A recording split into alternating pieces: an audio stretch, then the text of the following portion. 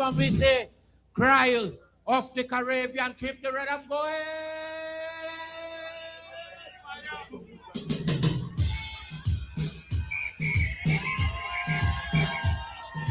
This one for Grenada, this one for St. Vincent, this one for Barbados, this one for Trinidad and Tobago. All the Caribbean, we say Cry of the Caribbean.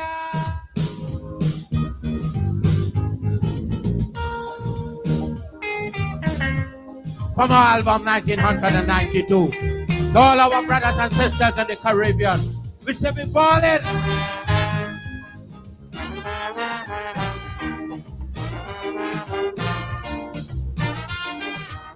Number one in the Caribbean heart. Oh, yo, yo. There's too much pressure. Murder. This one, great. The Caribbean seen so much trouble. The Caribbean in pain. Like we on the losing end of some kind of loser game. We all end up owing money we could never pay back no time. So we just keep living with life one day at a time. So I'm calling on the powers that be. If this time you do something and set the Caribbean free. Oi, oi, oi, oi, that song you're hearing. The Caribbean crying. Washington do something. Oi, oi, oi, oi. There's too much pressure. We're balling murder. Caribbean on fire.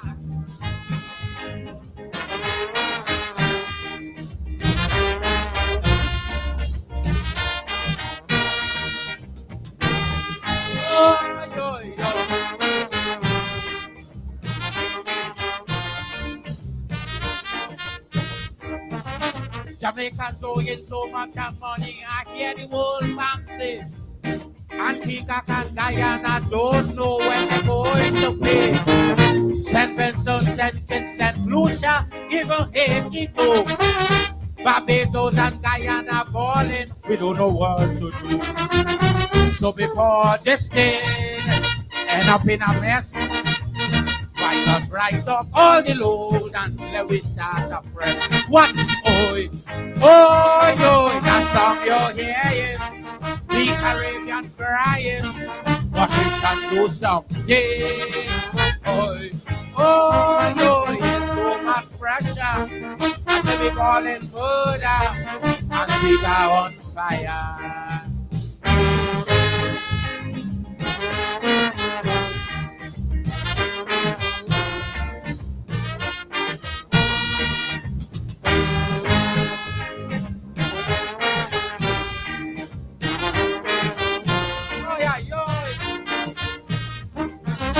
Remember when Grenada started getting out of hand?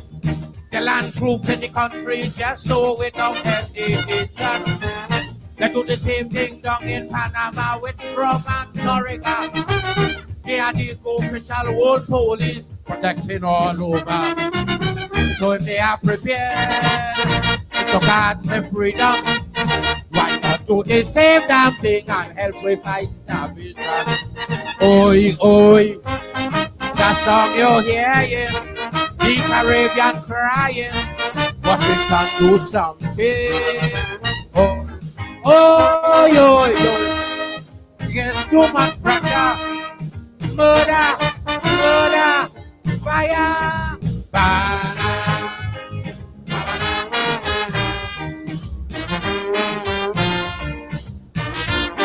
Nice one.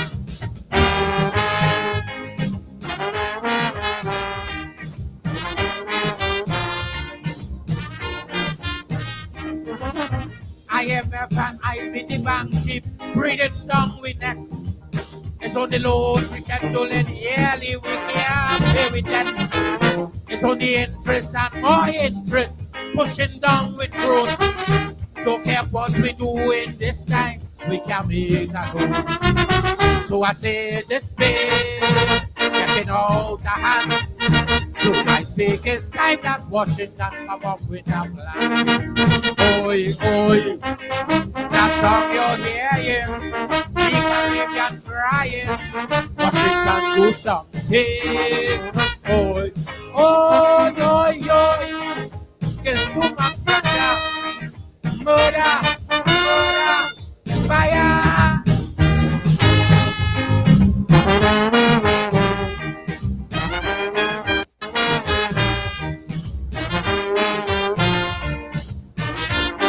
Nice one.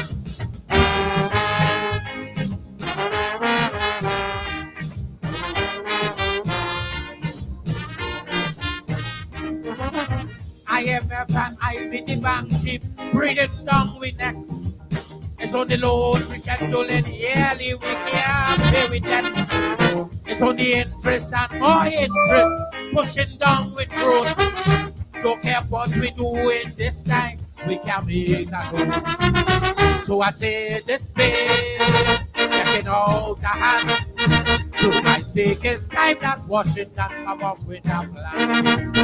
Oi, oi, that song you're hearing, the Caribbean crying, Washington do something.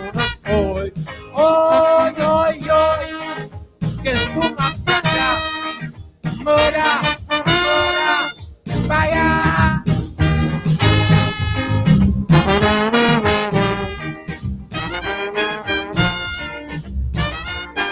Oh, yo, yo. Ay, ay, ay. Outside.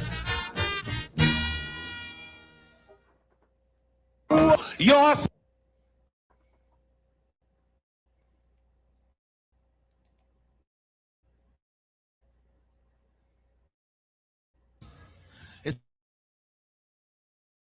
all the people who sent me congratulations from New York, etc., letters, telegrams, and it's a greater pleasure to be singing in New York. I want to say that my victory in the Calypso Rob's weakness will be no key. So, and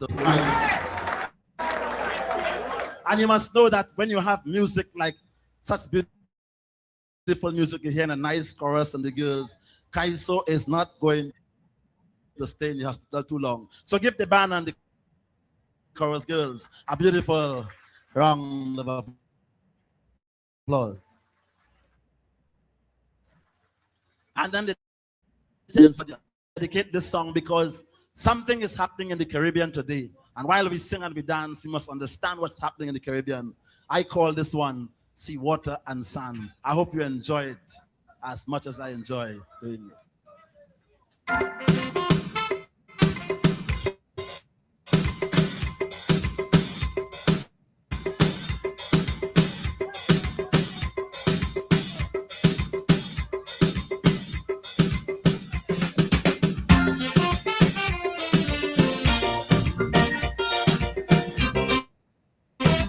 Special for the girls, special for the ladies on the left.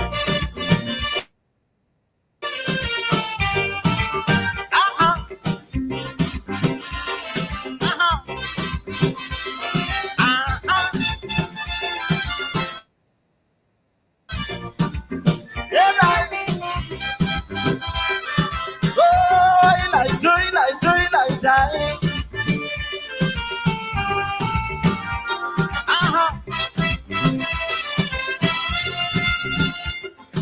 Every Caribbean leader working well with one another. Everyone trying to put straight and make Jamaica devalue she dollar. Well, countries who are more wealthy and they laughing out kiki and making style.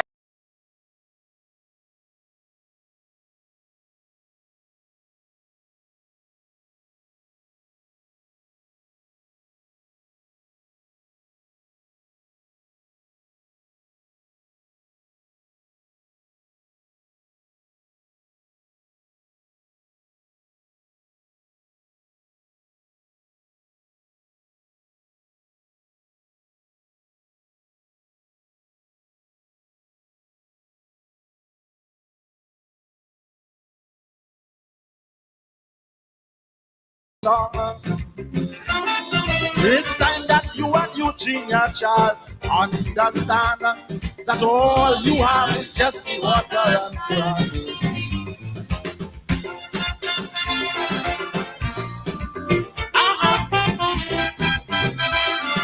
Oh, you like doing like that.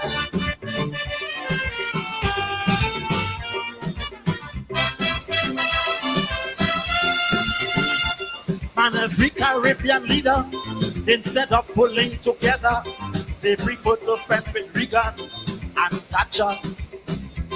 Dominican suffering bad, their goods can't get to Trinidad, cause Trini ain't giving license, it is sad.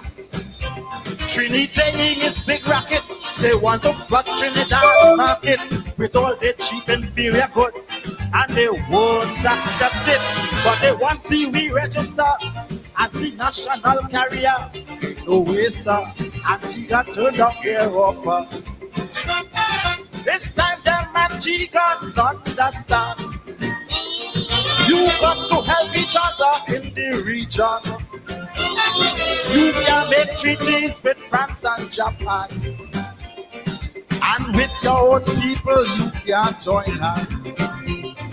Mr. Burden tourists that come St. John, they need the week for their transportation. It's time that you and Robinson walk hand in hand, cause Antigua is just the water and sun.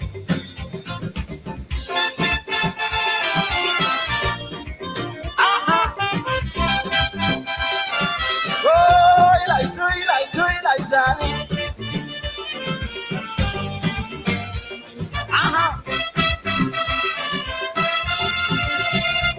For people who just play zest, they feel that their country is best, cause they have more foreign exchange than the rest.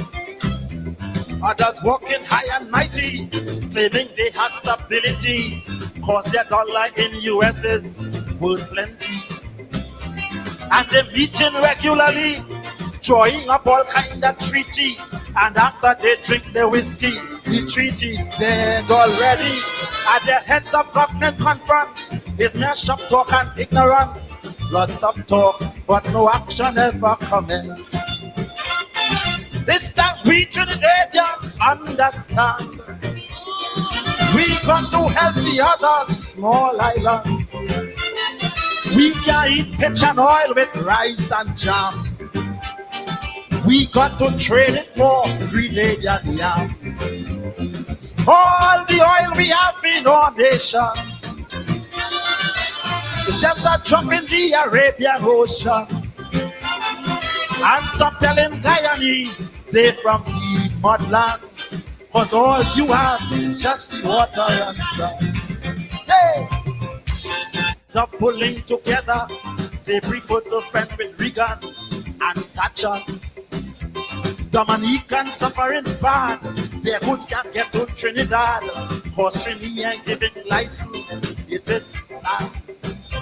Trini saying it's big racket, they want to flood Trinidad's market with all their cheap inferior goods, and they won't accept it, but they want the re-register as the national carrier. No way, sir, Antigua turned up their offer. This time them Antigans understand. You got to help each other in the region. You can make treaties with France and Japan, and with your own people you can join hands. Mr. Burden tourists that come St. John, they need the week for their transportation.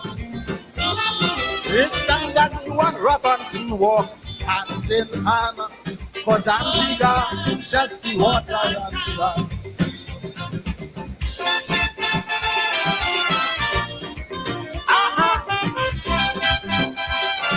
Oh, you like that.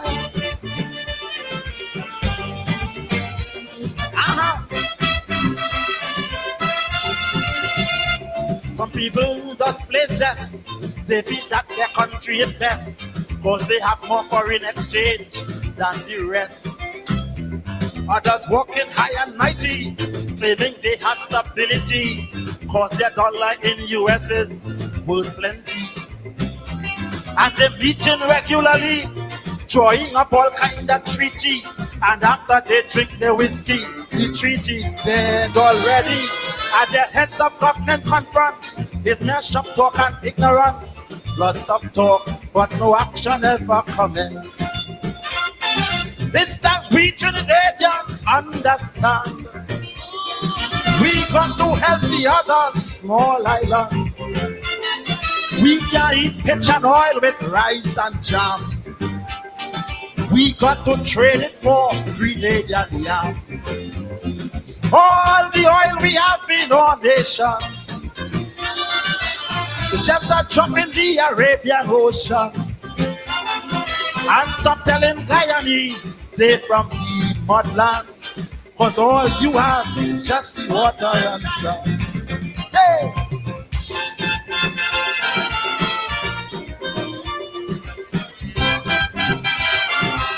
Oh, night time.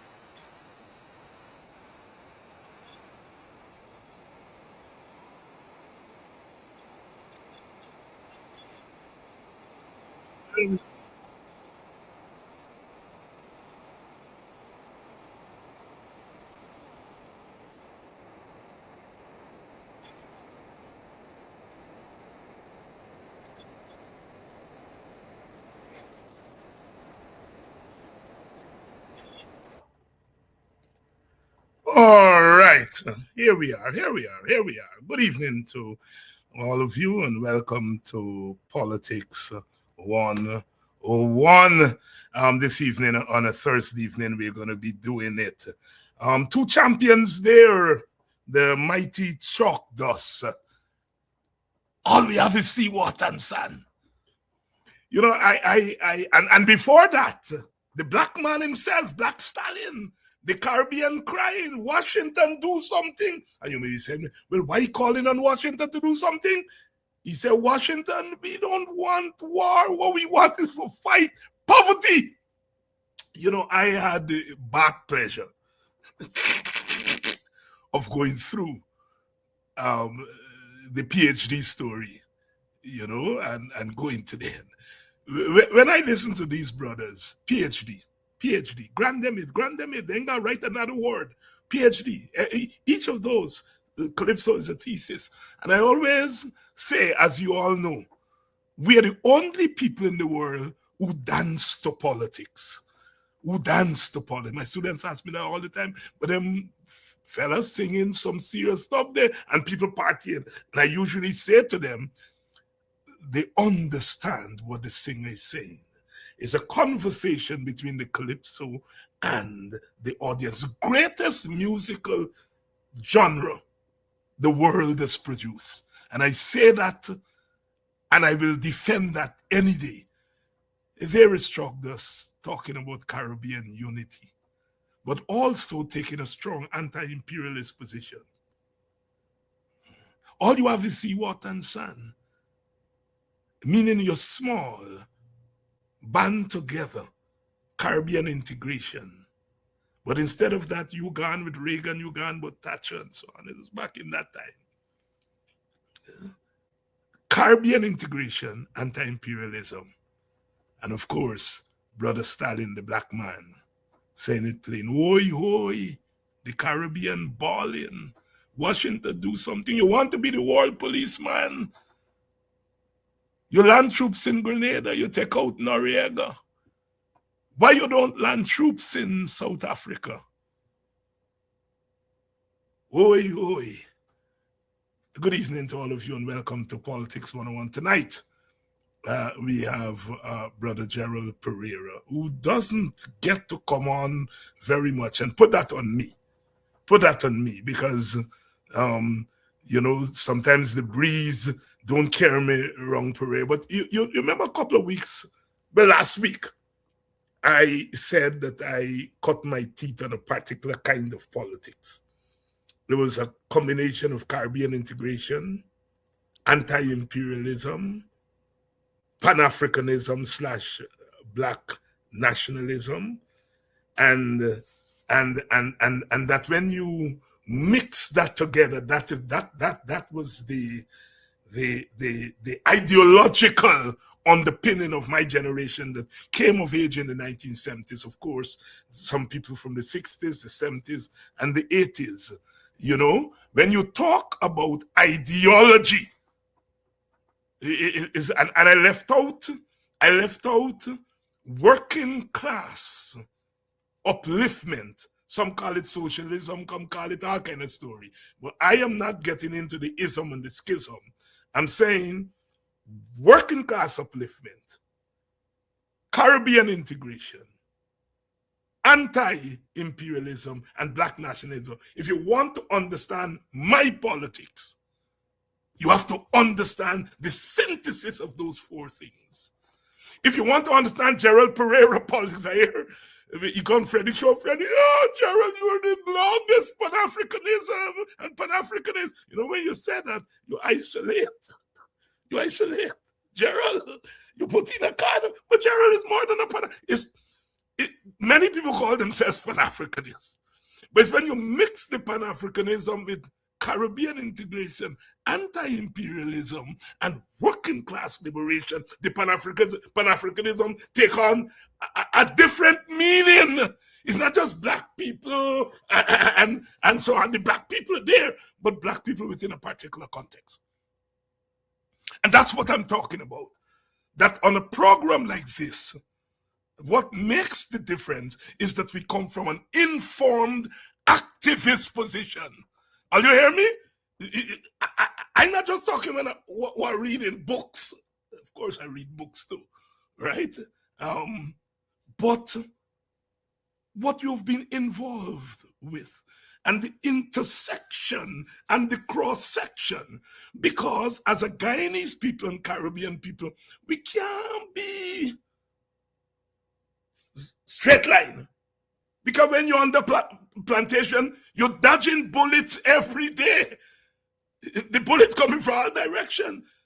And you master the art of operating at different levels simultaneously. And that is the genius of the Caribbean man, woman, and child. And tonight we want to talk some of that politics. You know, don't get me wrong, I'm a partisan, you all know that, right? I belong to a political party. Don't get me wrong, I'm fiercely Black. And when they interfere with Black people in Buxton, or in Guyana, sorry, they interfere with me. I am fiercely Guyanese because my people, whether it's poor people or Black people, we help to make Guyana what it is. And I'm not giving it up to nobody, intellectually or otherwise. And of course, I'm a Caribbean man. Caribbean man, strong. Strong. I know you're all vexed with CARICOM and so on, but Caribbean is beyond CARICOM. All right. Gerald. Yes, my brother. They say that people like you and me are stuck in the 70s. And some of our friends say that. They say the young people ain't nothing but Pan-Africanism and anti-imperialism and Caribbean integration. All they want to hear about is where it coming from. To critique that thesis for us. Well, it's interesting, you know, because the people who are pushing that narrative, they're happy. They are quite happy if we don't look at our history, understand who we are and where we came from. I think it's C.L.R. James wrote that book, that The Future is in the Present. The future in the present. Yes. In the present, yes. And to understand the present and to shape the future, we need to understand the past. History is not just a chronological, we look at their personalities and events. It's a dynamic. And if we don't read it, then we're bound to repeat all the mistakes. You know, I listen to Chalk Dust. Chalk Dust is amazing, and I agree with you. Just grant those guys the PhD, because today I see we granting honorary doctorates to Tom, Dick, and Harry. But Chalk Dust is I like Black Stalin, but Chalk Dust is really amazing, solidly anti-imperialist. But you pointed out something, David, that I agree with. You know, I just want to let people see where I'm coming from. When I was in high school, I attended Central High School, and it was very political. We had Rudy Luck, who was the deputy principal, and he was from the PPP. He was Marxist in his orientation. We had Professor Hubert Devnish, who's at UWI. He wrote that book on language and liberation. He's the first person that brought a copy of Walter Rodney Groundings with my brothers into the fifth form and circulated it, and we went out to get it, right? But we had T. Anson Sanko too, who was teaching economics and all of that. And we were very, I was known, I had names like, they used to call me Mao because I carry Mao Zedong Red Book to school. The quotations of Mao, and people called me Fidel. I was known for that, but I was always politically active and so. Then I joined Askria. I went down to the compound. Two others we joined Askria. And Brother Koyana used to leave Buxton on Fridays, and he would come down to the compound and meet three of us to have a discussion with us on African history and culture and all that, Brother Koyana. And it was at the compound that I first saw Brother Tukuma. I didn't really, I saw him there. He had a group called Tuta Shindo. I always remind him of that. And my Pan-Africanism is shaped by a man I have tremendous respect for his sincerity, and he's very incorruptible. You know, that man with corruption, there is three persons on this planet that are not corrupt, U.C. Koyana is in that three. Just incorruptible. U.C. Koyana, an amazing person. So he helped shape my Pan-Africanism.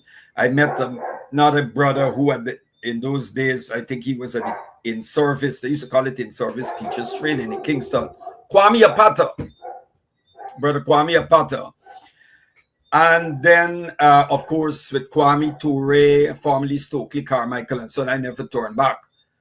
Why I'm saying that is because you are right. Pan-Africanism is, you have to, when we speak about Pan-Africanism / revolutionary black nationalism, is anti-imperialist.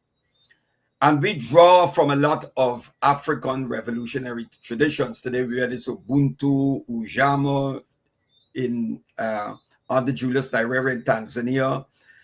And today we have Afrocentricity, where we speak about African agency, and Afrocentricity is not a some knee-jerk reaction to Eurocentricity. No, it's authentic, it's separate, and it's about Africans, African agency, and Africans speaking to African from an African's perspective and interpreting the world through the eyes of Africans rather than through the eyes of the other.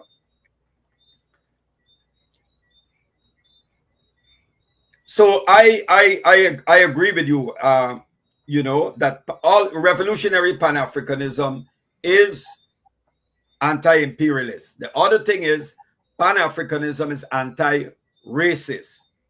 It's anti-racism. We are not anti-anyone because we're not anti-white people because of their ethnicity, or anti-Indian or anybody because of their ethnicity. We're anti-white supremacy and all forms of ethnic supremacy. Because I mentioned this, I think I mentioned this on your program some time ago, David. There is no such thing as Black or African racism. Prejudice and racism are two different things. You're aware of that. There is no country on planet Earth where Black people have political, economic, and military power, and they use that power to dominate other races. Right? Let me give you an example in Zimbabwe. Look at Ian Smith. Ian Smith killed thousands of white people, and yet was living 100 miles out of Harare, still abusing Robert Mugabe, cussing out Robert Mugabe, and Mugabe left him there on his farm. And Smith went and died at a hospital in South Africa. If it was the other way around, Mugabe would have been executed. If it was the other way around, Mugabe would have been executed. I'll give you another example.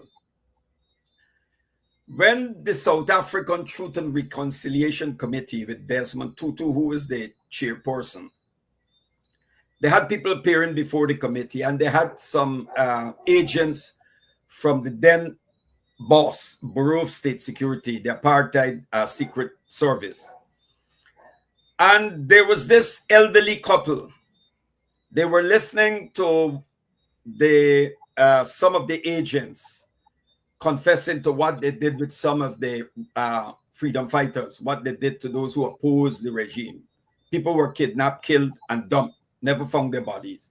And you had an African couple, an elderly couple, just begging this Boer, this white man, said, look, we don't have anything against you, we're forgiven, but just tell us where the body is so that we can reclaim the body and give it a decent burial.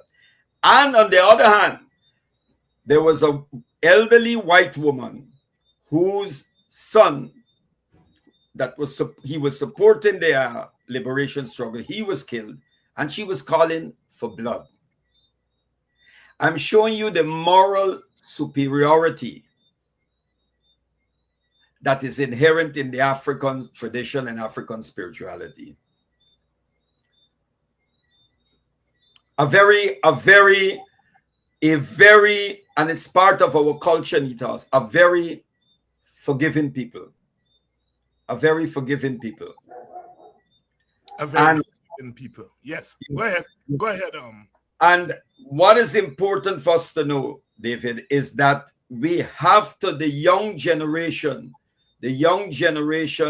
it's important that this generation, we have to get them, they have to read, they have to study and understand our history and where we're going. Just to dismiss it and saying that we're living in the past, no, we're not. We are very much in the present. And it's because we understand the past that we are able to predict the future very accurately.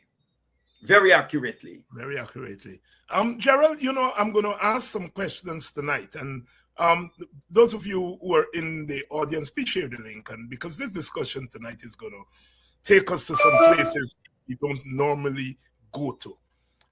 So please share the link. And yesterday, I couldn't make it. I was traveling yesterday after the program on Tuesday night. I was traveling. And I just want to say thanks to all those Guyanese who I met in my travel, starting on Tuesday night into yesterday. All those who came up for selfies, all those who asked me questions, all those who gave me suggestions, all those who answered questions. And I want to especially say a big shout out because almost 75% of the people who came up to me were Indian Guyanese. And I'm on this program, I say publicly all the time, when I think I got it wrong. I know that there is a core of Indian Guyanese who are dread towards me. They call me all kinds of names. But I'm telling you, three-quarters of the people who came up to me at Chelly Jagan Airport, I passed through JFK on my way to Arizona. And the majority were Indian Guyanese. Amazing, they were not hostile. One even said that, look, I'm a PPP. But I love you. I actually said, I love you. And he said, please tell your audience who are angry with you when you say you love Barajagdio, tell them you meet an African, you meet an Indian who's PPP, but who loves you. And I'm saying that to tell you that sometimes we have to engage with people and listen to people. And it tells us things that we sometimes don't know. But the one that took the cake was the young lady. She couldn't be more than 30, hustling to go through the security, and she was manning the line and so on. And she stretched across and said, don't give them all the trouble. Give them some trouble and keep some for later. She thought I was coming home. Not coming home. And she said, won't give them. I didn't even get to ask her name, which I usually do, because I was going my business and she was conducting her business, but took time out to say that. Again, thanks to all of those people. I would say on that journey, I would say about 60 people, and I may be underestimating the number of people who came up to me and said something, took pictures, and like I said, I think over 50% of them were Indian Guyanese. The young Indian man from Enmore who reminded me that I was part of the first intake at Bladenhall Multilateral School in 1975 when he was a little boy, and he remembered me doing drama and so on and so forth, and that he has always followed us. Involved people like Henry Rodney and others who were part of that batch. I just want to say thank you, because often we political people don't take time out to say thank you.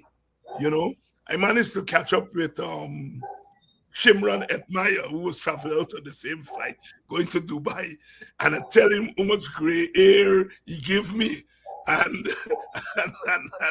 how many years he take off my life, and that I challenge he for the next couple of years to take out my gray hair and give me back my life. It was nice talking to Etmaya Young, the young man from Guyana who just got Pick Quinton, the new sensation, and of course the coach, Ryan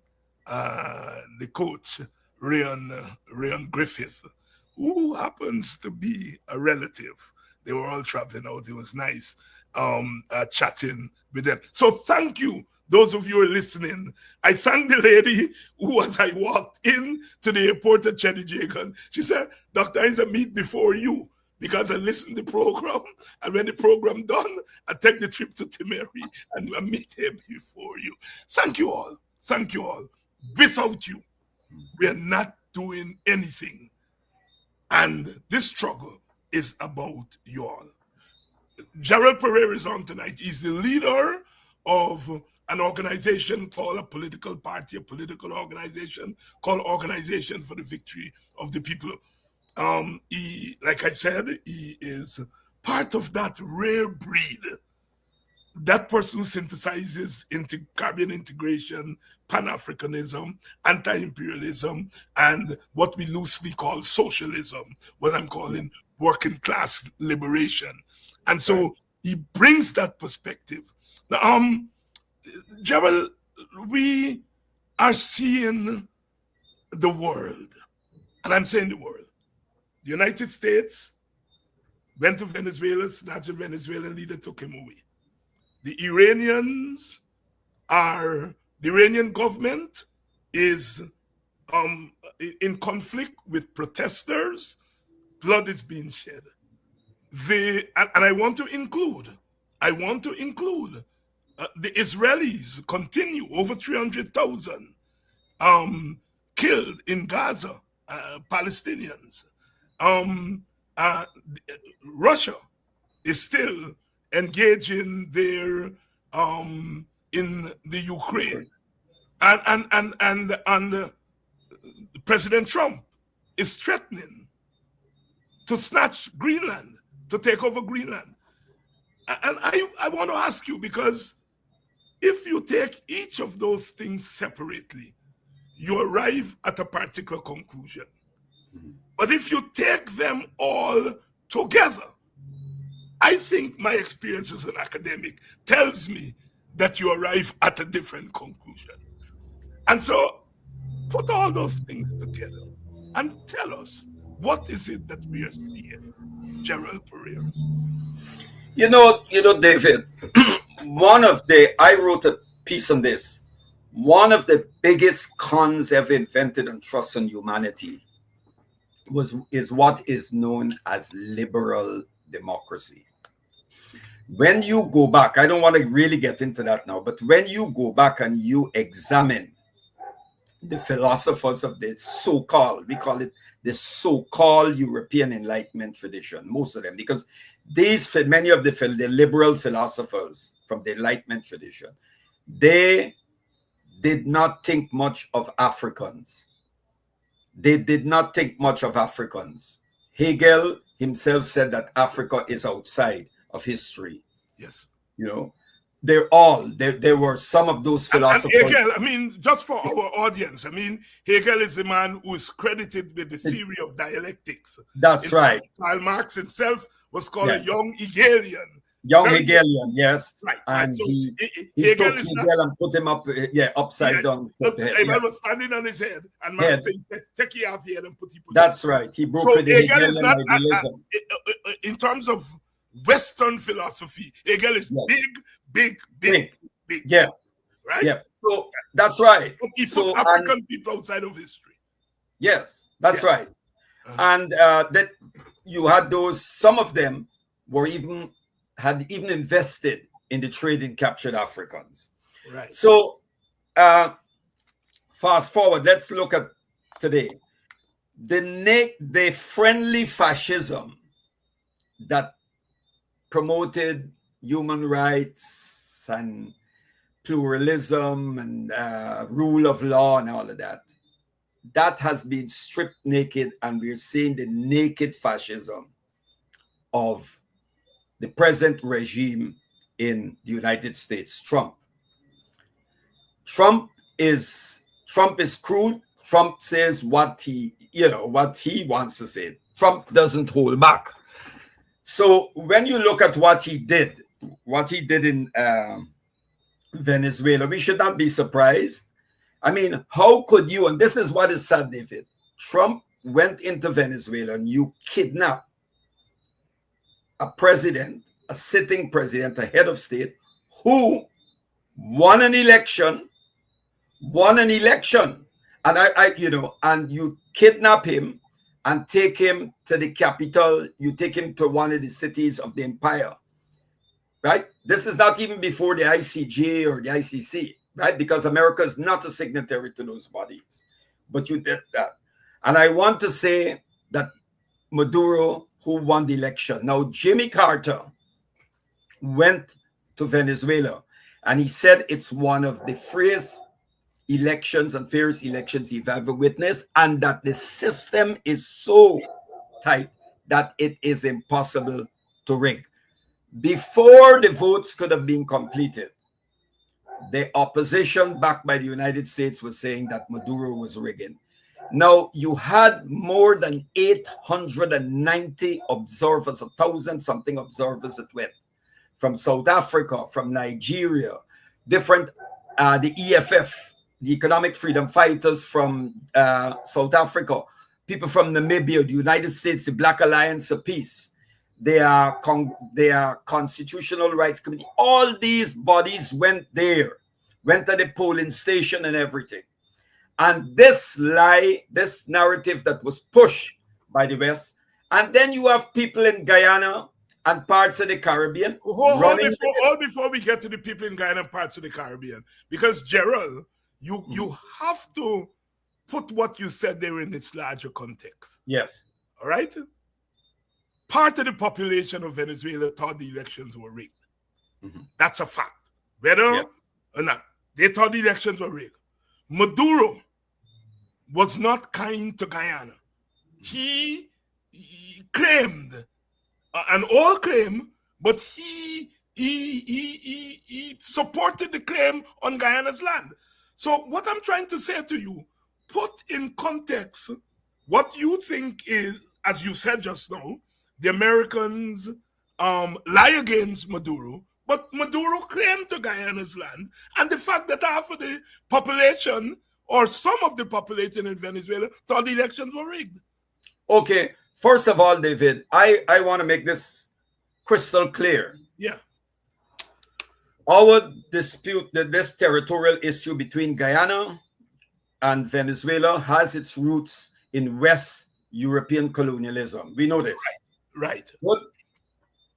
Now, I've always argued, when you do the research on this territorial issue between Guyana and Venezuela, you will see that the United States has always supported Venezuela on this issue. Now, some people memory are shallow, some have convenient memory, some just don't want to remember. The right-wing Venezuelan government invaded, and allies of the United States invaded and took the Guyana side of Ancoco. That was under Perez? This was Perez was Democratic Action. I think it was under Copey, a Christian Democrat government. Right. Before. Okay. Right. Did anybody until now, they still occupy it, right? Successive governments come in and Coco has always been. No, the United States never told Venezuela or the British to give back that part that they occupied to Guyana. It was just there. Now, when I am saying that the territorial issue has always been used by the United States, always, against any government that the US is opposed to, whether that government is in Guyana or Venezuela. Okay? When Forbes Burnham, as I pointed out to you sometime, Burnham, a great leader he was, Burnham allowed the Cuban fighters going to South Africa for the planes to land here to refuel onto Angola. And when the Americans found out, the Americans threatened that they were going to bomb the airport. Burnham did not back down because Guyana took a very solid position in the anti-apartheid struggle. When Guyana was supporting the liberation struggle of the frontline states and Cuban troops were going to the frontline states and lay down their lives, the United States, Britain, and France were supporting the racist apartheid regime of South Africa. Good.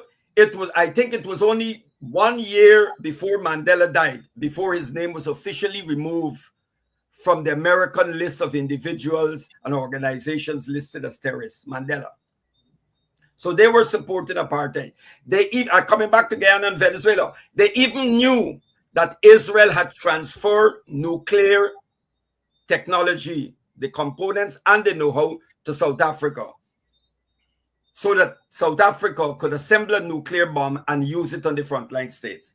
When Mandela, part of the negotiation with the clerk for Mandela in the transition to the ANC government, the black government, was Mandela's government had to give up the nuclear weapons to the British and the Americans. So it was okay for a white regime to have nuclear bombs to nuke black people, Africans, but the nuclear bomb should not be in the hands of African leaders.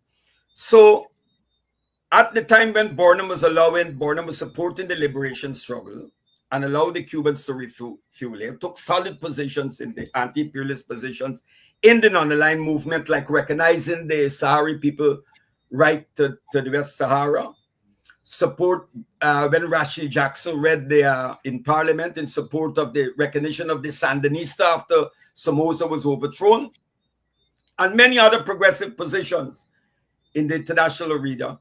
The United States sold F-16 fighters to the then Venezuelan government. This is long before Chavez and Maduro sold fighter planes so that they can bomb Guyana. And they were threatening to invade Guyana. They wanted to invade Guyana. And Burnham launched the People's Militia, every citizen a soldier. Are we forgetting something here? Now you have a government in Venezuela that the US is opposed to.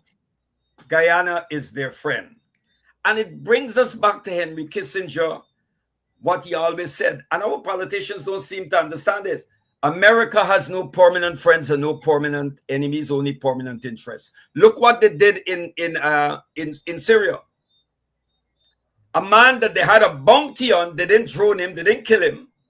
But the man who led the struggle to defeat ISIL in Syria and Iraq, they droned him, killed him, General Qasem Soleimani of Iran.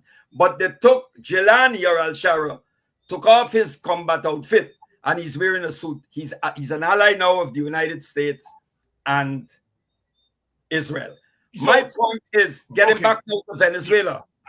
David, I don't know if you've ever been to Venezuela, but I'll tell you, the first time I went to Caracas was 1981, a conference at the Central University of Caracas. It was sponsored by the Libyan, on the Libyan ideology, the Green Book.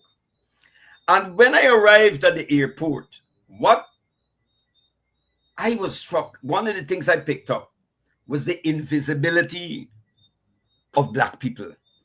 The only time I saw Black Venezuelans at the airport was when I entered the washroom area. They were cleaning the washroom, pull aside for you to go through. Good. Then I went to Venezuela in transit, spent 2 days in transit and then moved. And you go to Venezuela now, you will see it's different. You see all the immigration officers, young immigration officers, women and men, Afro-Venezuelans, indigenous Venezuelans.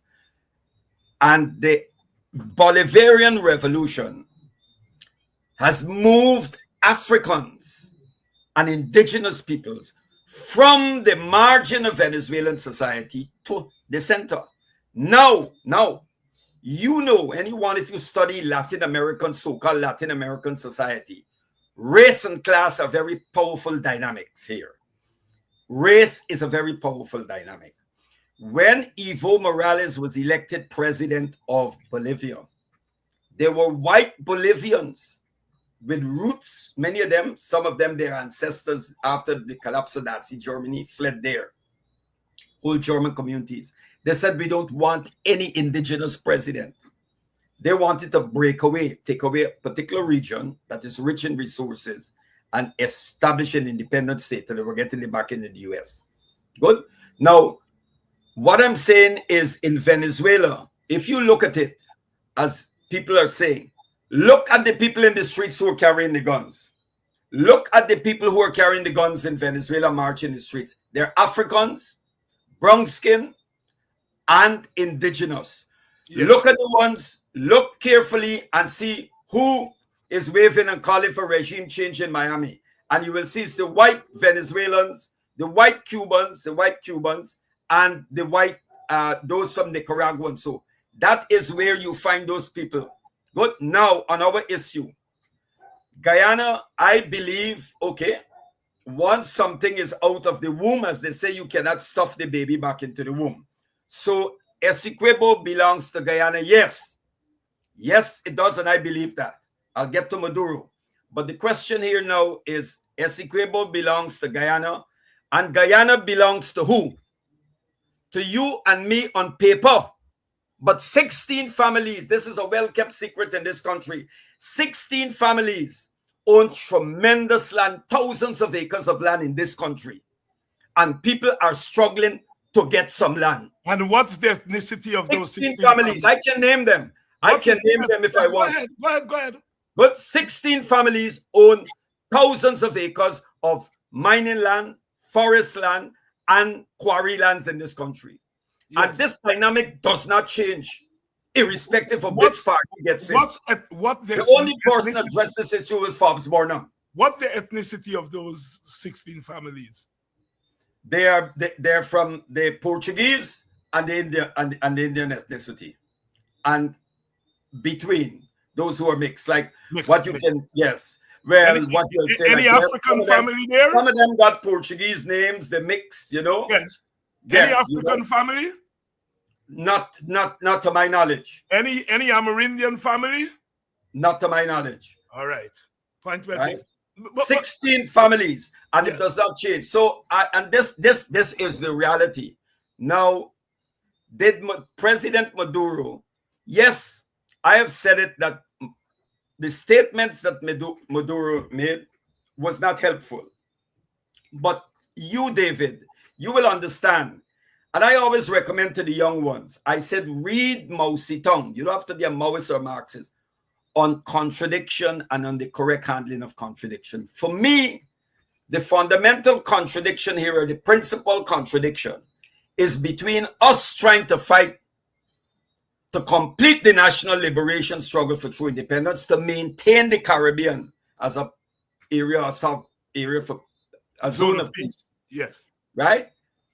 And the Venezuelan thing goes on the back burner, because even if there's regime change, and there's no regime change, even if there's regime change in Venezuela, let's say tomorrow there's regime change, I'll tell you what, and Trump installs Machado, which can't happen because there's going to be a prolonged war, guerrilla war in Venezuela, civil war.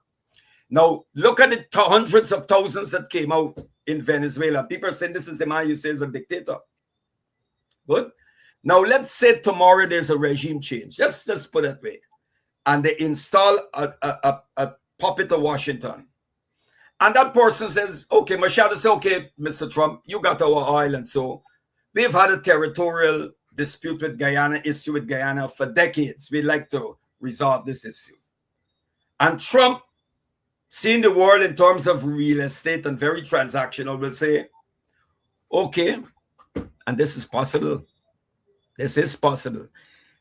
Trump will say, okay, Guyana, this is the deal. You keep half of Essequibo and Venezuela keep half. What are our politicians going to do? What are they going to do? Right.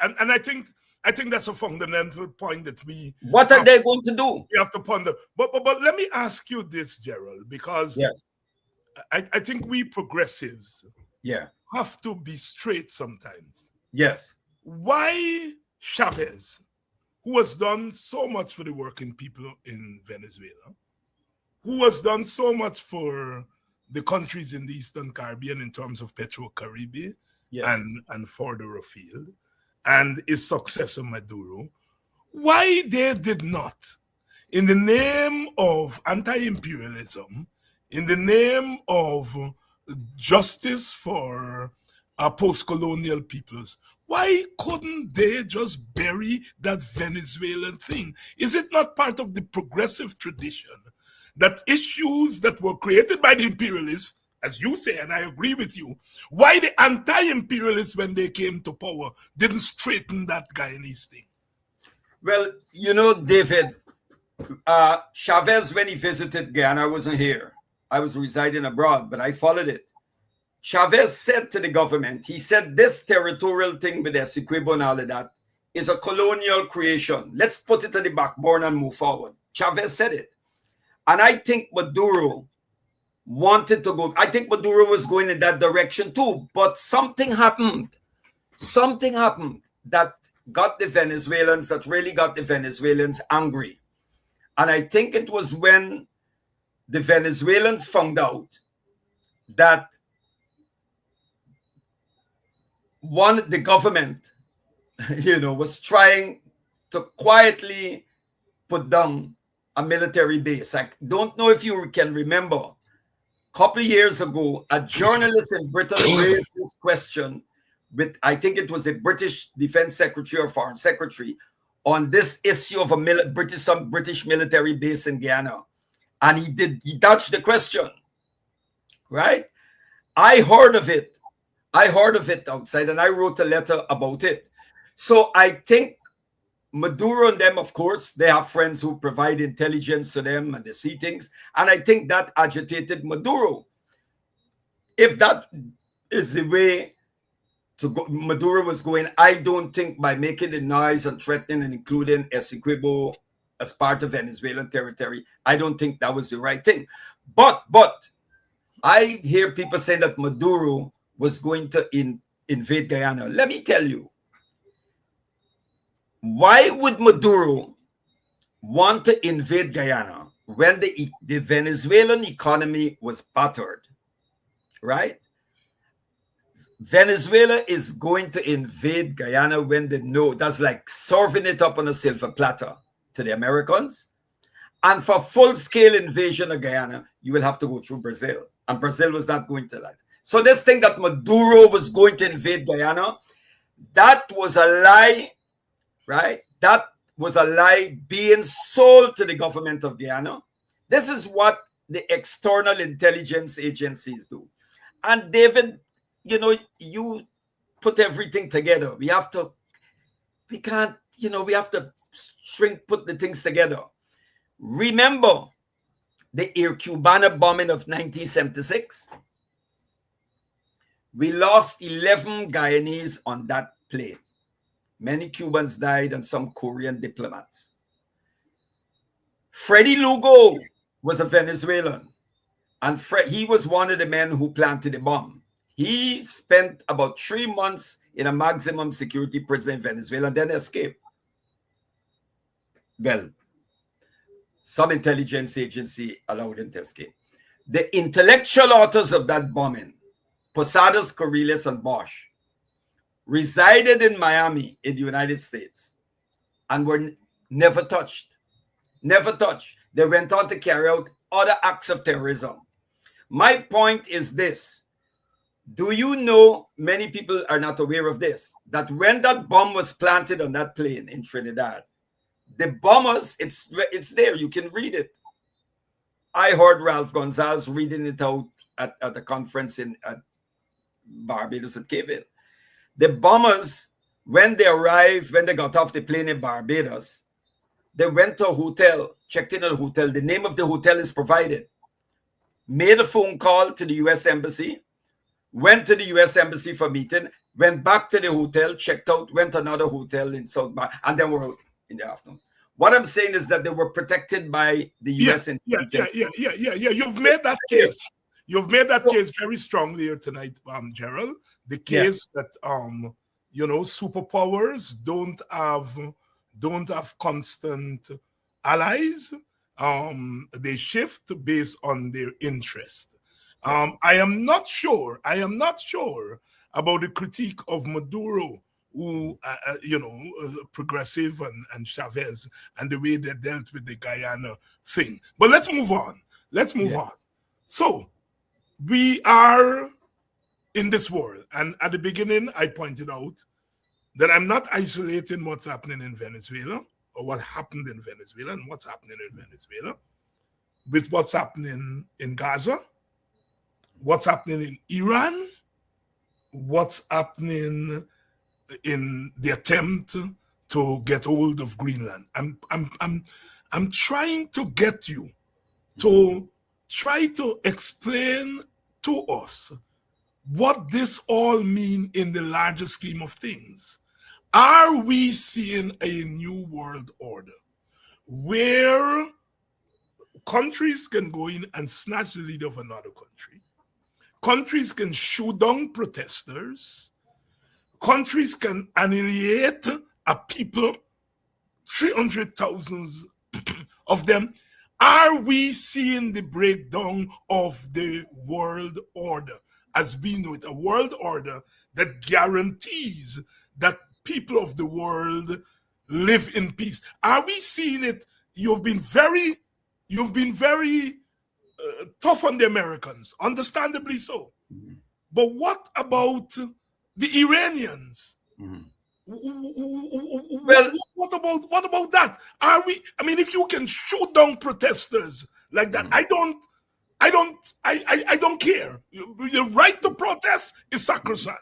And, it's not 2 people, 3 people. So are we seeing east, in the west, in the north? Are we seeing a world that is in chaos? Absolute chaos. But I just want to say this. Yeah. This so-called rules-based order with international law and all that has collapsed. Trump said, what is international law? Yeah. The Monroe Doctrine, Trump has taken the Monroe Doctrine to an absurd level. Yeah. Calling it the Dunroe Doctrine or whatever. Right. Now, if you look, and we'll get back, you say I'm harsh on Americans. If you look at the Monroe Doctrine carefully, the Monroe Doctrine never took the independence and sovereignty of the countries in America's so-called backyard seriously. They never did. Right. Never did. Right. America reluctantly recognized the independence of Chile, Colombia, Chile, Peru, and Ecuador, a number of countries. They did. It was 60 years after the Haitian Revolution that more than 60 years after the Haitian Revolution in the United States, some formal recognition to Haitian independence.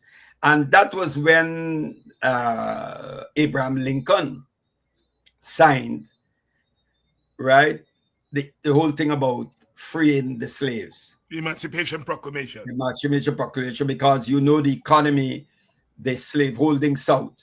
Yes. Right. And the industrial, as Manning Marble pointed out with the Industrial Revolution that kicked off heavily in the North. Right. So that was for economic reasons, not human. Because Lincoln, if you read the Lincoln-Douglas debates, Lincoln believed that the white man was superior to the black man. Yes. That's clear. And while in government, he support the American Colonization Society. That's right. Africans. Well said. Correct. So let's get that, because people still talking this nonsense. So what you're saying is this. Now, we have seen country after country taken down.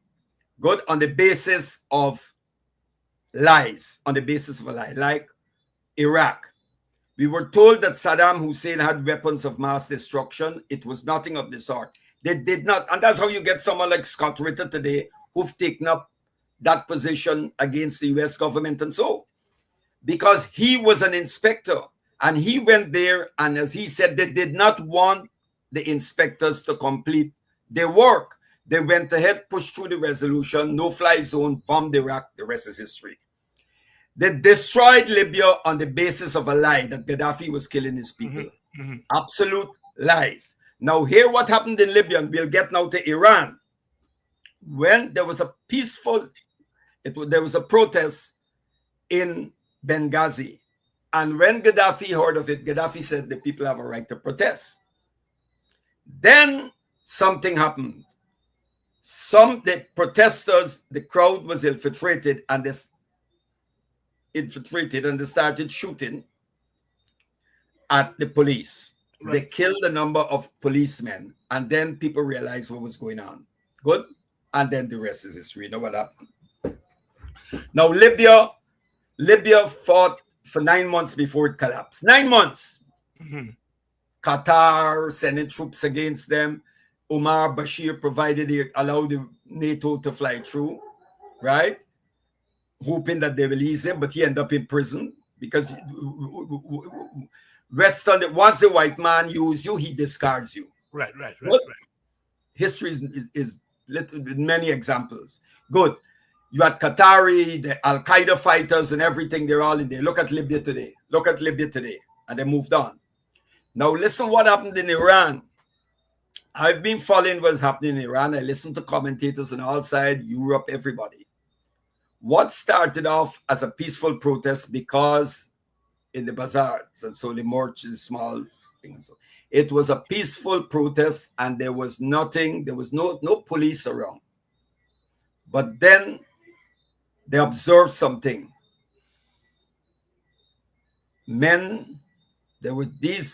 People started going into the crowd, highly disciplined, well organized. Right. Good. They burnt a nurse alive. She tried to escape. They set her to fire. 2 young men were burnt in a mosque. They were killing people. And it got out of hand because they even moved. You heard Pompeo. He said alongside every Iranian protester, you'll have a Mossad agent. Pompeo said that. Yeah. So they moved in groups, people from ISIL and other groups. You see, the Western media keeps these things away from people, right? And then they realize that this thing is getting out of hand. Now, the regime reacted. The Western media were showing you the demonstrators, but the Western media did not show the millions that came out marching in support of the regime. Now, David, me and you know that we can sit you can sit and observe the world, but when you're in the trenches is a different thing. Now let's look at something.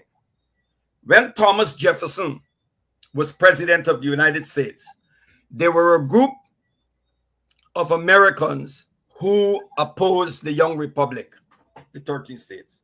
Yeah. They wanted to remain under the monarchy. Right. And they used to refer to them as the Tories. Herbert Aptheker, the American historian who wrote Democracy, Freedom, and the State, and Michael Parenti brought this out. Eugene Genovese, you know Eugene Genovese. Yes, right. And those people opposed the American state. What did Jefferson do?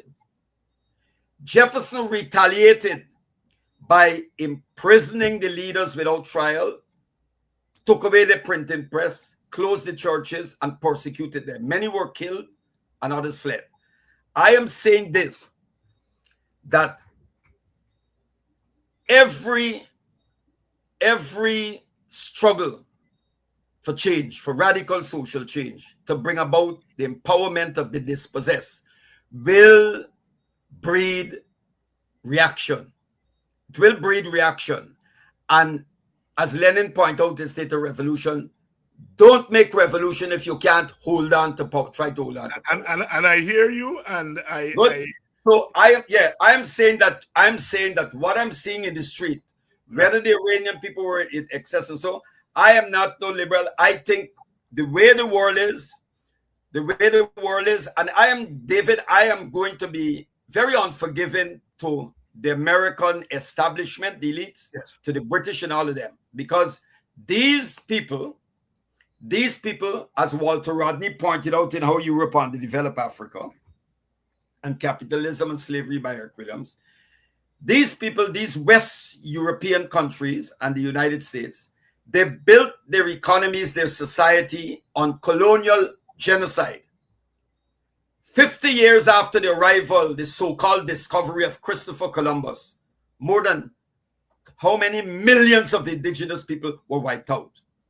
Millions of Africans were captured and enslaved. They built their economies on primitive accumulation, what Marxists would call primitive accumulation, stole well, and the enslavement of Africans that built their societies. And these people would not even today give an official apology for enslaving Africans, much as to address the issue of reparations. Look at what happened in Jamaica with the hurricane. Yeah. And Britain only pledged how many million pounds they pledged? Right? And King Charles is the head, constitutionally, the head represented by the Governor General of Jamaica. Look how much money they pledge. Nothing much. So I do not believe that demons are capable of transforming themselves into agents of light. When someone like Rubio, when someone like Marco Rubio, for example, can say that President Ali is a very good and strategic security partner, I am worried. Yeah, but Gerald, and you've made your point here tonight that I am worried. You feel very strongly about the role the United States has played historically and continues to play in the world. Let me bring you home. I remember years ago I was chairing a meeting at Linden, I think a PCD meeting, and Chetty was speaking, Dr. Jagan, you know, and he was talking about what's going on in the world and Kampuchea and so on, and the crowd started to chant, "Come home, Chetty, come home. I don't want this crowd to say, come home. So let's bring you home. Let's bring." I didn't know. I refuse. Dr. Cherry Jagan speaking, and they're giving me note, tell Cherry to start dealing with things, but I frightened for going to give Cherry the note. So Cherry continue with Kampuchea and so let me come home, let me come home. Let me come home. Gerald, do you think the government of Guyana is handling this Venezuelan situation properly? No. Tell us why. No. Let me, in fact, we brought out something about that. First of all, as I pointed out, right? Venezuela is our neighbor, David. We cannot change that. That's the reality. The United States changes its position. Now, I'll get to this, back to this. Couple weeks back, or couple months ago, the U.S. ambassador to Guyana said that if Mr. Mohammed gets into parliament, that they will have a problem, it would be complicated, and they will have to, it would, saying it would be difficult for the U.S. to deal with this type of thing and so. Now we're hearing something different. What are we hearing now? The United States ambassador, the British High Commissioner, and the EU, the Canadian, they're saying, swearing, get the leader of the opposition in. Well, so they changed their mind. Why do you think they've changed their mind? Well, I believe, this is what I believe. I believe that they are a group of people or forces who, when they take up their position in parliament, remember I'm telling you this today. Yes. We're going to take very anti-Cuban and anti-Chinese position in this country. You're talking about Win. I believe that Win will do that. Yes. I believe Win will do that. I believe we'll see a lot of anti-Chinese sentiment. That push, and this is what the Americans want. Good? So let me put the thing in perspective. We have a new world order in which the Russians, the Chinese, the United States are the leading forces, but you have other forces, such as India and the BRICS crowd and so on and so forth. Yes. And you're saying this change in position vis-a-vis Mohammed may lead to a situation where Mohammed gets off the story that they're saying that he's accused of this, but that then he goes into parliament and plays a particular role with an American agenda. That's what. Well, I hear people being saying that Mr. Mohammed would be extradited. I don't think so. You have your doubts about that. I have my doubts about that. I don't think so. Think so. The other thing is, David, hear my position. All right, go ahead. You see, don't tell me about some man who's planning he might box me. Once the man who boxed me, I got to focus on those who boxed me. Those are the people I got to look at. Okay, got you. The Chinese didn't enslave my ancestors. The Chinese didn't build their country on my ancestors' back.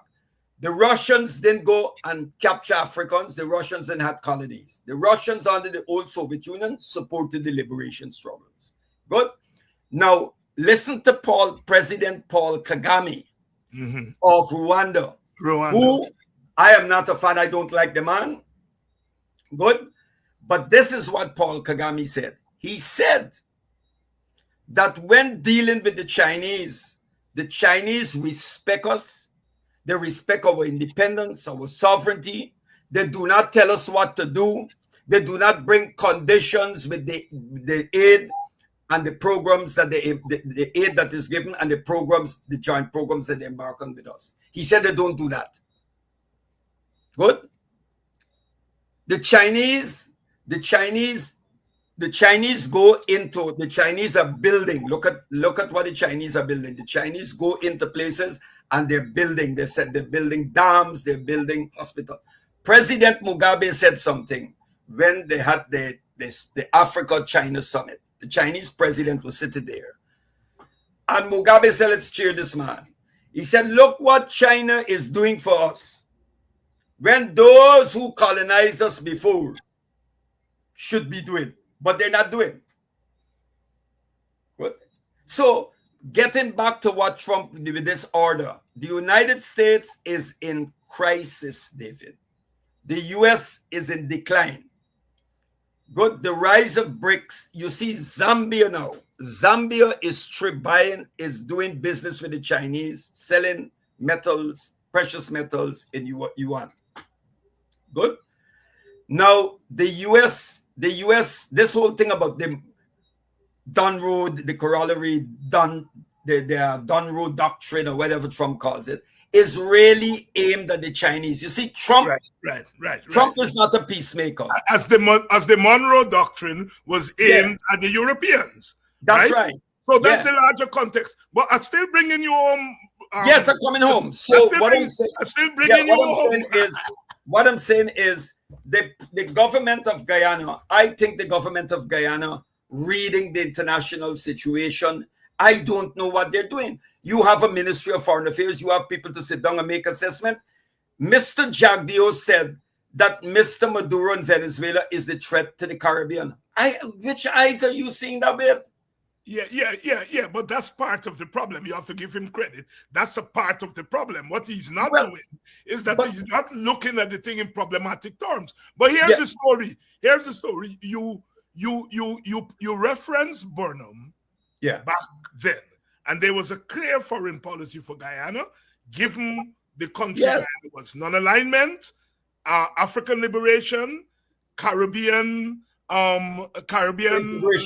integration, and a new world order with equitability for poor countries. We had a clear foreign policy. We were active in the Group of 77. We were active in the liberation movement. That's very, very, very clear. I am arguing that once Burnham died, and Burnham died in 1985, the Cold War ended with the fall of the Berlin Wall, officially, 1989. I'm arguing that ever since then, Guyana has not had a coherent foreign policy.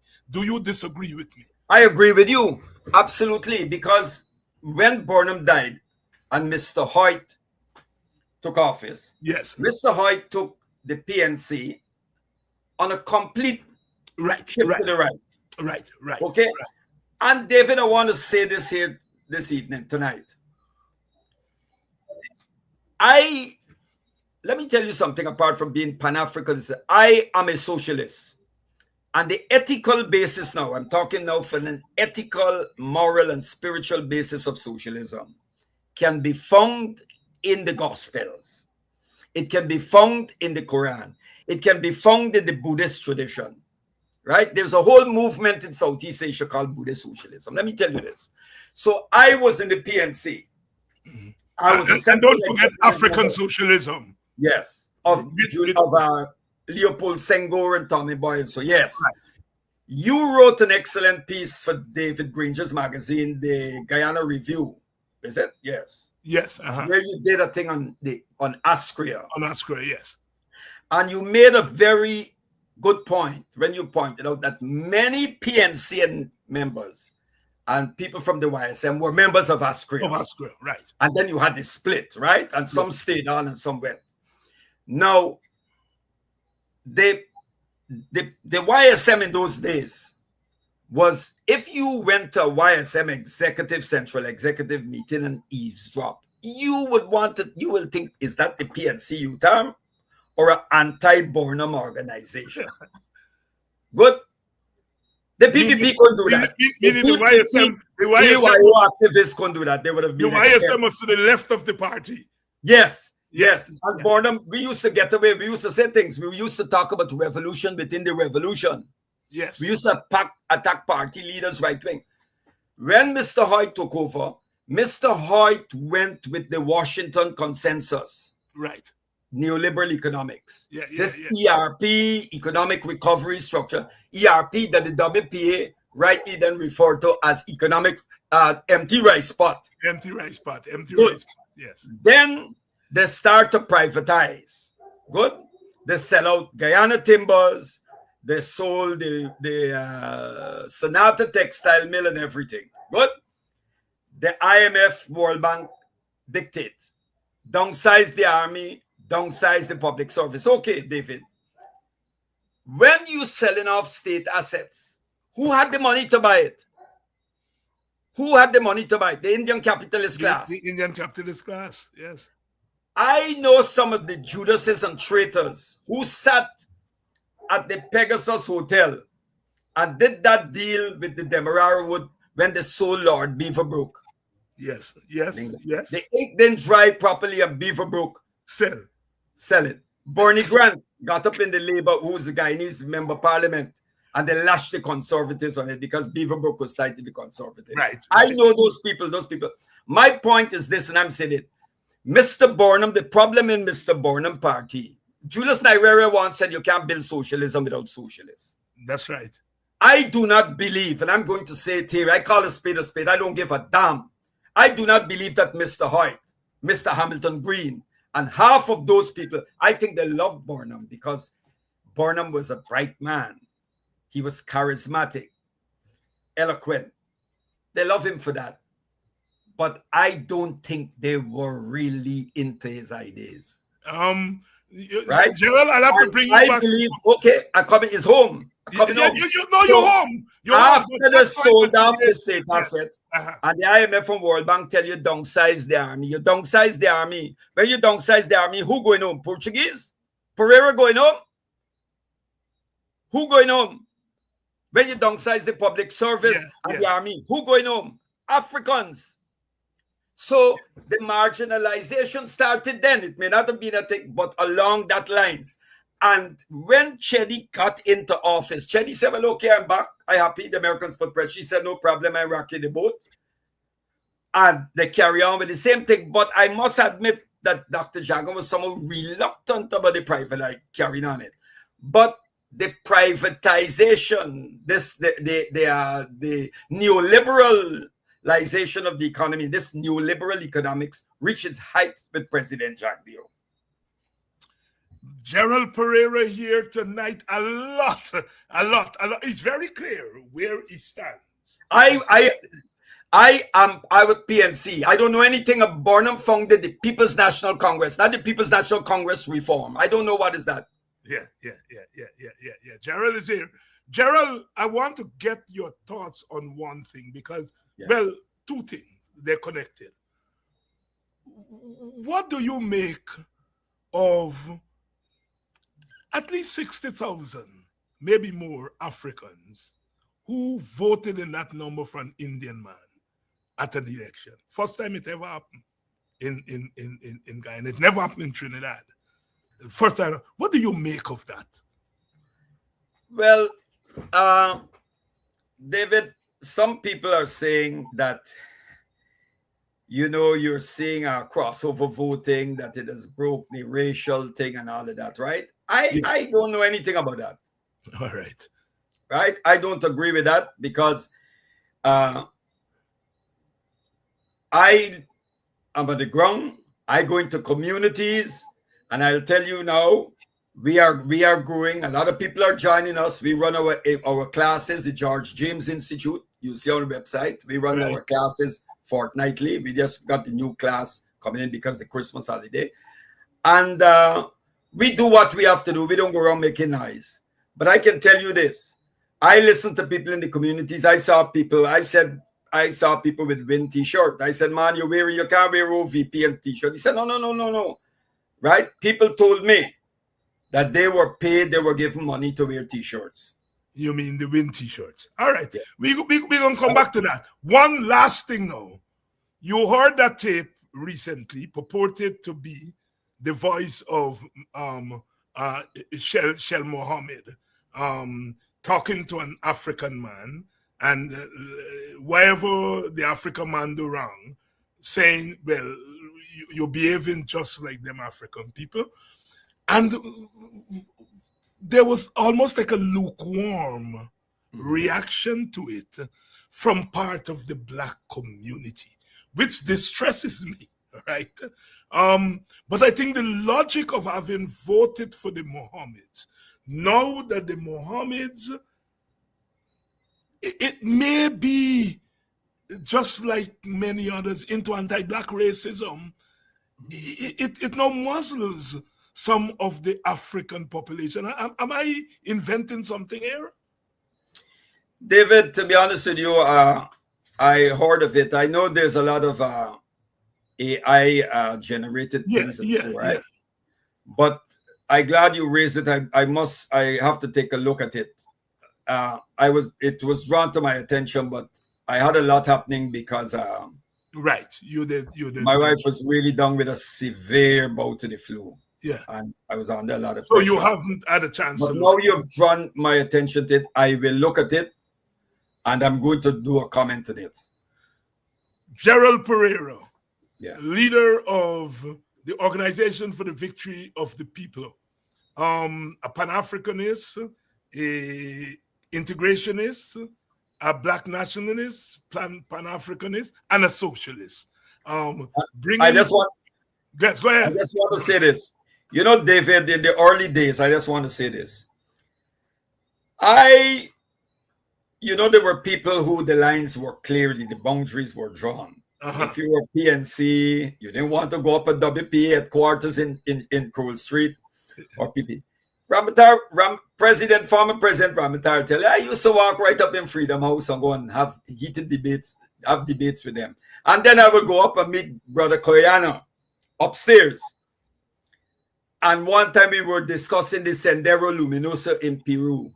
And the special branch man was right across at the shop there. That corner shop. At Alexander Street. I didn't give a damn. Because I wanted what in the YSM and the PNC we wanted to see. There were those of us who wanted to see a grand unity of the PNC, the PPP, and the WPA. Right? We wanted to see that. That's what we wanted to see in this country. Because you know that the right wing, the UF and the Liberator and all of those people were insignificant. Right? These were three parties with mass that had support. And that is what we wanted to see. And as a Pan-Caribbean, as a Caribbean man, a part of Caribbean civilization, I come in that tradition to carry on in that tradition of people like Tim Hector, who I knew well. Good. Macandal Daga, the Black Power Uprising that shaped us. Right? CLR James, right? Marcus Garvey. Good. And at home, the struggles of all of those, right? Hubert Nathaniel Critchlow and all of those people, and the sugar workers who were shot, all of those people who fought for freedom. That's the tradition. But David, I must say this, and it's important. There is a group of ethnic chauvinists who are not, they're hostile to CARICOM. They're hostile to CARICOM for various reasons. Mm-hmm. Right? And many of them, the whole thing with why they oppose the Federation. And so today, we have some of them. There is one who is based in the United States. He's attacking Maduro for Essequibo, but he wants Guyana to become a state of the United States. Well, David, I'll tell you here now to the audience. And it's an open secret. I had good military training. I had good military training in Libya. Very good training. And if I'm the last Guyanese standing in the tradition, my ancestors didn't fight one set of white people that struggle against them for us to get freedom, to hand it over. Then I said, no way. I'll be the last man standing. I will have to do it. Right? Because I come in that tradition defined. I am at my age, I don't give a damn. But I will stand in defense of African freedom any part of the world. And those countries, and I'm saying this, that is why if you go, David, and you check whether it's the Communist Party of Kenya, you look at all the Pan-African organizations all over the world, they're saying that the Bolivarian Revolution, not Gerald Pereira saying this, the Bolivarian Revolution is part of the World African Revolution because, you know, it moved Africans and indigenous from the margins to the center. Finally, do you know, David, that the present ambassador to Guyana is African and indigenous? Mm-hmm. And before that ambassador, you had a black woman was ambassador, Dr. Martinez, and one before. And look at Brazil. Brazil has the largest concentration of Africans after Nigeria. And Brazil has never sent a black man or woman as ambassador to this country. The first Cuban ambassador to Guyana, Iban Cesar Martinez, was an African. The present Cuban ambassador to Barbados, Yanel Cardenas, is an African woman. The present Cuban ambassador to UK is a black woman. And most of the Venezuelan ambassadors in Africa, go and check who they are. Gerald Pereira, one black man in pointing no gun at no black man. Gerald Pereira saying it here tonight. You may not like, some of you may not like the views that you heard there, but they are as honest as they come. Gerald, thank you very much, my brother, for coming through. And I hope that your stay away will not be as long as the interim. Thank you very much. Yeah. Thanks. Gerald Pereira there, anti-imperialist, socialist, Pan-Africanist, Caribbean integrationist. Really laying it out from his perspective here tonight. Tomorrow night we are going to be off after attend to some family matters which have been engaging my attention for the past couple of months. I think I may have said somewhere else that my mother is not too well, and you know, in and out of hospital, and you know, those things happen as people get old. But you know, it has been occupying some of my attention, and so tomorrow we are taking the night off as I try to engage that family issue there. But we'll be back on Monday with another edition of Politics 101. And I want to thank you all and to say, as usual, there is love because you are the backbone of this program. So I'll see you all on Monday. Have a good weekend, and lots is happening. So by the time we come back on Monday, there will be a lot to talk about.